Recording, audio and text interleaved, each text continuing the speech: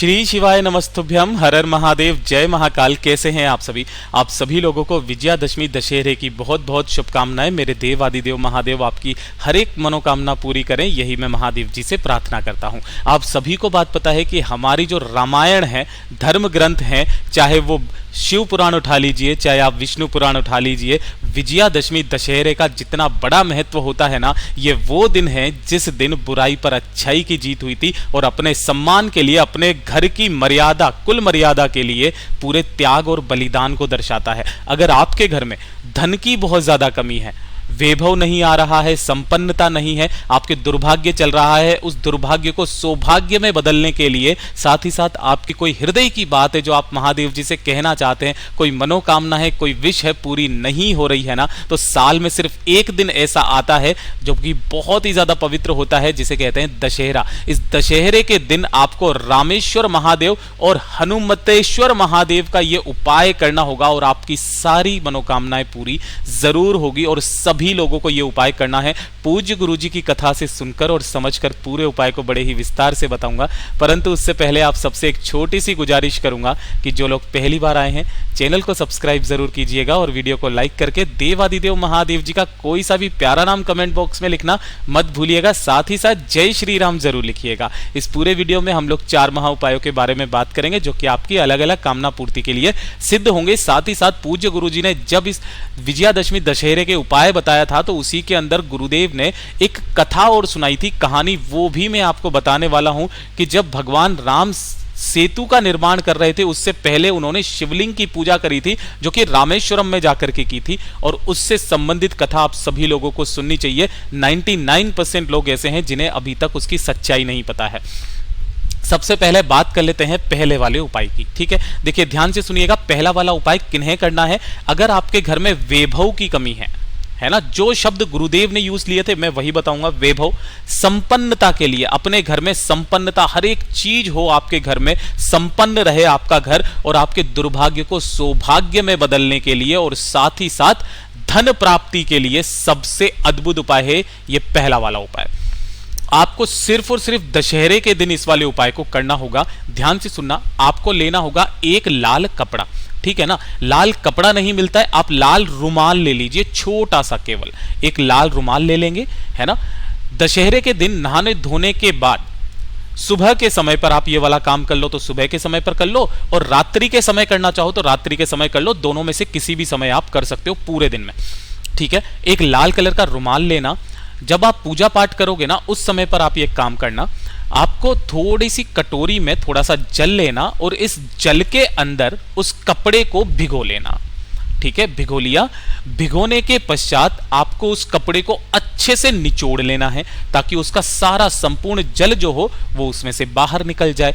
बाहर निकलने के पश्चात आपके घर पे जहां कहीं पर भी लक्ष्मी जी की मूर्ति हो, माता रानी की जो भी मूर्ति हो या फिर कोई तस्वीर हो, तो आपको क्या करना है ना, उनके जो चरण हैं, है ना, उन चरणों को उस कपड़े से साफ करना है, पोंछना है, महालक्ष्मी जी का मंत्र का स्मरण करते हुए। मैंने काफी बार आपको महालक्ष्मी जी का मंत्र बताया है, ओम कमला कमलालये नमः वाला, है ना? आपको वही वाले मंत्र का स्मरण करना है। अगर वो नहीं आता है ना आपको, तो आपको ज्यादा कुछ नहीं करना, केवल श्री श्री श्री, बस इन्हीं वाले मंत्रों का उच्चारण करते हुए आपको इनके पैरों को पोंछना है, ठीक है? अब ये वाला जो कपड़ा है ना, आपको दशहरे के दिन कोई भी कन्या जो आपके मोहल्ले में हो, जो कि 10 साल से छोटी हो, ये चीज ध्यान रखना। 10 साल से छोटी जो भी कन्या हो ना, उसे घर पर बुला करके, उसे खाना खिला करके, उसके पैरों पर अगर हो सके तो इस तरीके से, ये महावर भी लगाते हैं लाल कलर का, इस तरीके से लगा करके थोड़ी सी दक्षिणा दे देना और उस बच्ची से बोलना कि वो जो कपड़ा है लाल कलर का, उसे वो उठा करके आपकी तिजोरी में, या तो जहां पर आप धन रखते हो ना, तो आपकी तिजोरी में रख दें। अगर आपकी कोई दुकान है, फैक्ट्री है, तो वहां जाकर के गल्ले में रख दें। अगर आप तिजोरी गल्ले में पैसा नहीं रखते हो, अपनी अलमीरा में रखते हो, तो वहां जाकर के उस कपड़े को रख दें। इस रख देने के मात्र से माता लक्ष्मी जी का आशीर्वाद जिस कदर आपको मिलेगा, जो छोटी कन्या होती है वो भी माता के स्वरूप के बराबर होती है। उसे आपने अपने घर बुलाया, उसे आपने दक्षिणा दी, भेंट के तौर पर आप कोई सी भी लाल चीज उसे देना और उसके हाथों से इस जगह पर यह कपड़ा जो व्यक्ति रखवा लेता है उसके घर में कभी महाराज वैभव कम नहीं होता, संपन्नता बढ़ती रहती है, सौभाग्य हमेशा चलता रहता है और धन की उस घर में कभी भी कमी नहीं आ सकती। पूज्य गुरु जी का बहुत ही अद्भुत उपाय है, जरूर कीजिएगा। सिर्फ और सिर्फ दशहरे के दिन इस वाले उपाय को किया जाता है। उसके बाद उस कपड़े को हमेशा अपने गल्ले तिजोरी में रखा रहने दीजिए, ठीक है। बात कर लेते हैं दूसरे वाले उपाय की, ठीक है। अब इस दूसरे वाले उपाय में मैं आपको वो कथा बताने वाला हूं जो कि आपको जरूर सुननी चाहिए। ये वाला जो उपाय है ये है आपके शत्रुओं पर विजय पाने के लिए, है ना। शत्रुओं पर विजय किस तरीके से पाई जाती है, जिस तरीके से श्री राम ने रावण के ऊपर विजय प्राप्त करके असत्य पर सत्य की जीत करी थी, बुराई पर अच्छाई की जीत करी थी, उसी तरीके से शत्रुओं पर विजय प्राप्ति के लिए कोई भी आपका कुछ नहीं बिगाड़ पाएगा। जिस कार्य में हाथ डालोगे जीत आपकी होगी। उसके लिए आपको दशहरे के दिन सिर्फ एक दिन इस उपाय को कर लेना और पूरे साल भर को अपने को आंक लेना कि साल भर के अंदर अंदर जो भी समस्या आई आपकी सारी टल गई, आपके शत्रु आपका कुछ नहीं बिगाड़ पाएंगे। इतना अद्भुत उपाय है, अचूक उपाय है, ध्यान से सुनिएगा। आपको पता है कि जब भगवान श्री राम लंका जाने के लिए जा रहे थे तब उन्होंने पुल का निर्माण किया था और पुल के निर्माण करने से पहले उन्होंने क्या किया था, शिवलिंग का निर्माण करके शिवलिंग की पूजा की थी। परंतु असली कहानी ये नहीं है। असली कहानी यह है कि जब उन्हें भगवान जी की मतलब शिव जी की पूजा करनी थी तो उन्होंने हनुमान जी को भेजा था कि जाकर के कहीं से शिवलिंग का यानी कि शिव जी का कोई सा भी रूप प्रतिरूप लेकर के आए जिसकी वो पूजा यहां पर कर सकें, ठीक है। और उसी समय पर जो मंदोदरी और रावण के बीच में वार्तालाप हुई थी तो यह भी कहा गुरुदेव ने कि जो रावण था वो ब्राह्मण के वेश में यहां पर आया था, है ना। और यह वाली पूजा संपन्न तब तक नहीं मानी जाएगी जब तक कि राम जी की बगल में माता सीता ना हो। तो मंदोदरी जो थी माता सीता को भी लेकर के आई थी, माता सीता के साथ राम जी का गठबंधन करके यहां पर पूजा करी गई थी। परंतु ध्यान से सुनना, यहां पर शिवलिंग नहीं था। उसके लिए भगवान राम ने किनको भेजा, हनुमान जी को शिव जी का शिवलिंग लाने के लिए, उनका प्रतिरूप लाने के लिए। जब वो हिमालय गए वहां उन्हें शिव जी नहीं मिले। 3 दिन पश्चात उन्हें जब शिव जी मिले तो उन्होंने उनसे गुजारिश की कि भैया आपका प्रतिरूप दीजिए ताकि मेरे प्रभु श्री राम आपकी पूजा कर सकें, आराधना कर सकें।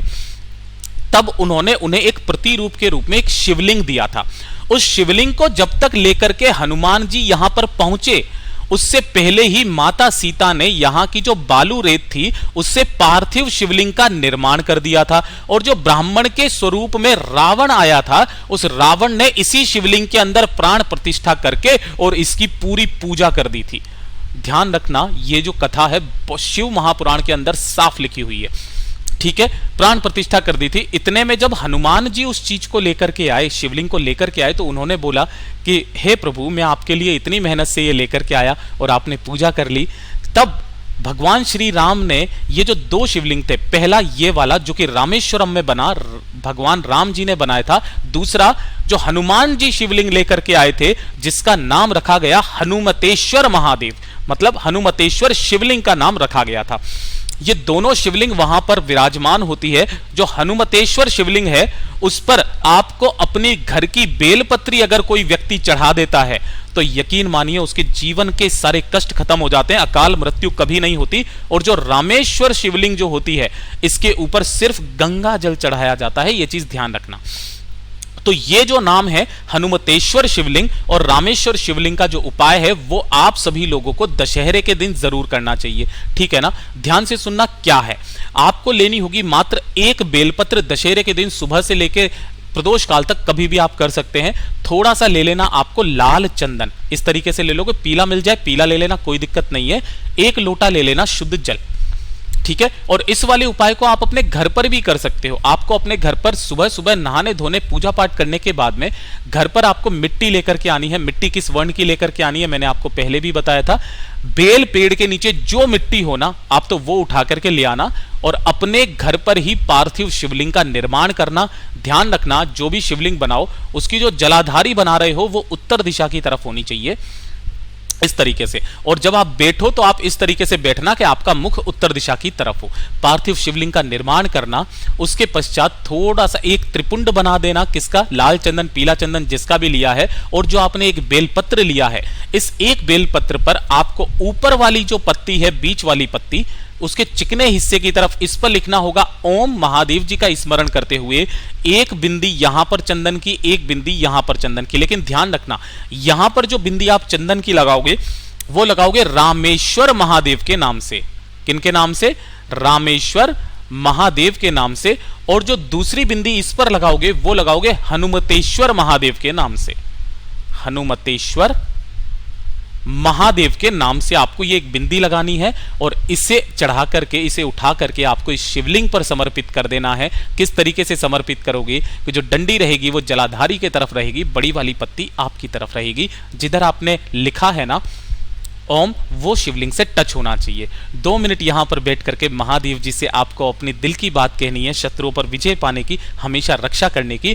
और जो आपने कलश जल लिया है उसी कलश के जल को आपको ओम नमः शिवाय, श्री शिवाय नमस्तुभ्यम का स्मरण करते हुए इस पार्थिव शिवलिंग का विसर्जन वहां का वहीं कर देना है। जो पात्र में आप शिवलिंग बनाओगे इसकी जो मिट्टी पानी में घुल चुकी होगी, किसी भी पेड़ के नीचे उसे डाल देना। पूज्य गुरुजी ने कहा है कि आप किसी भी चीज में हार नहीं सकते, आपके शत्रु कुछ नहीं बिगाड़ सकते। बहुत ही अद्भुत उपाय है ये। बात कर लेते हैं तीसरे वाले उपाय की तरफ, जो कि सिर्फ और सिर्फ दशहरे के दिन किया जाता है। ये वाला जो उपाय है आपके घर में जितनी भी नकारात्मक ऊर्जा होती है ना उसको दूर करती है, साथ ही साथ आपके घर के लोगों का सौभाग्य बदल देती है। मतलब दुर्भाग्य को सौभाग्य में बदलने के लिए सबसे अद्भुत उपाय है। आपके घर में हमेशा खुशहाली रहेगी, सुख समृद्धि रहेगी, है ना।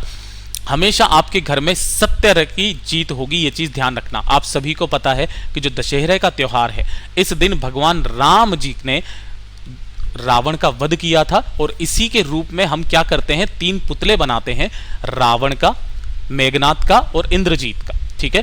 और तीनों का मतलब कुंभकर्ण का, सॉरी, इन्हीं तीनों को जला करके जिस जगह पर भी आपके शहर में जलाया जाए ना, जला देने के पश्चात दूसरे दिन आप कैसे भी करके जाना, वहां से या तो कोई सी भी जली हुई लकड़ी उठा करके ले आना या थोड़ी सी राख लेकर के आ जाना, ठीक है ना। और इस राख को आपको अपने घर में हर एक कोने में आपको छिड़क देना है। कहा ऐसा जाता है कि जो रावण जिस मिट्टी में मिला था ना, रावण कोई छोटा मोटा आदमी नहीं था, उसके बराबर, उससे बड़ा कोई पंडित नहीं हुआ जिसने रावण संहिता रच दी इतनी बड़ी, वो कोई मामूली नहीं हो सकता है। और जब वो जल करके ध्वस्त हुआ तो ये जो पवित्र राख होती है, इस राख को छिड़कने मात्र से आपके घर की सारी नकारात्मक ऊर्जा दूर हो जाती है। बात कर लेते हैं चौथे वाले उपाय की, जिसे आप सभी लोगों को करना ही करना है। कैसे भी करके अगर कोशिश हो सके, मैं पहले भी इस उपाय को बता चुका हूं कि दशहरे के दिन, है ना, दही और दही के अंदर चांदी का सिक्का डाल करके शिवलिंग का अभिषेक करना है। और अभिषेक करने के पश्चात उस चांदी के सिक्के को उठा करके अपने पूजा मंदिर में रख देना है। पहला तो काम आप ये करोगे। दूसरा, उस दिन कैसे भी करके इस पक्षी का आपको दर्शन करना ही करना है। इस पक्षी का नाम है नीलकंठ, जो कि महादेव जी का एक बहुत ही प्यारा सा नाम है। अगर आपको ये वाला पक्षी नहीं मिलता है ना, तो आप क्या करना, शिवलिंग का अभिषेक जब आप दही और चांदी के सिक्के से करके वापस घर के तरफ आओगे ना, तो सीधे आकर के इंटरनेट से डाउनलोड करना, कैसे भी करके डाउनलोड करके इस पक्षी का आपको दर्शन दशहरे के दिन जरूर करना है। आपकी सारी मुरादें, सारी मनोकामनाएं पूरी हो जाती है। पूज्य गुरु जी का इतना अद्भुत और अचूक उपाय है, जरूर कीजिएगा। ये सारे उपाय सिर्फ और सिर्फ दशहरे के दिन किए जाते हैं। और जो शमी के पत्ते का उपाय पूज्य गुरु जी ने बताया है, उसे आप चूक मत जाइएगा। मिलते हैं अगले वीडियो में, तब तक के लिए ओम नमः शिवाय, जय महाकाल। वीडियो पसंद आया हो तो लाइक जरूर करना, चैनल को सब्सक्राइब जरूर कीजिएगा।